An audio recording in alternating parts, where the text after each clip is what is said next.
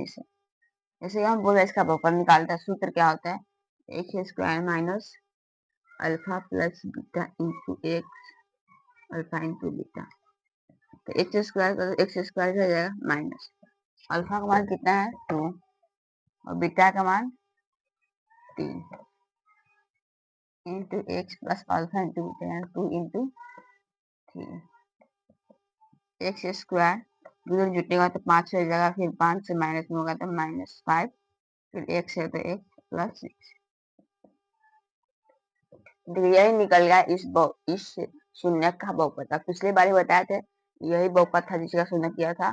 और इस फिर उल्टा सवाल पूछ रहा है कि इस शून्य का बहुपद निकालिए, तो आप लोग ऐसे भी निकाल सकते हैं इस सूत्र के द्वारा। यह द्विघात बहुपद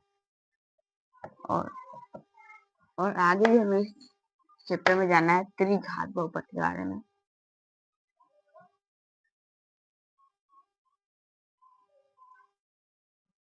त्रिघात बहुपद किसे कहते हैं? तो बहुत आसान है, जिस बहुपद का घात 3 हो उसे त्रिघात बहुपद कहते हैं।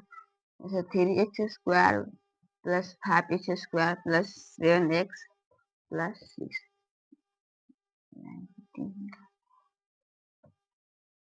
ये त्रिघात बहुपद, ये तुम सीरियल में समझे, x के बाद x स्क्वायर बाद x फिर 6।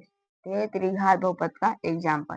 इसके त्रिघात बहुपद यानी 3 इसके शून्य के होगा, एक तो अल्फा, दूसरा बीटा और तीसरा आ जाएगा गामा। इस तीनों के बाद में भी संबंध पढ़ना है।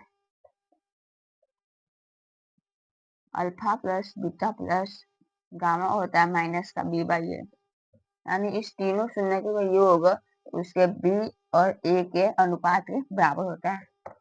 ये होता है alpha into beta into gamma into alpha into gamma. इसका होता है c बाई ए, यानी दो शून्य का गुणनफल बराबर होता है उसके c और a के अनुपात में। ये होता है alpha into beta into gamma, ये होता है माइनस का d बाई ए। तो ये था त्रिघात बहुपद के शून्य का संबंध। अगली क्लास में हम इसे प्रूफ करके देखेंगे। धन्यवाद।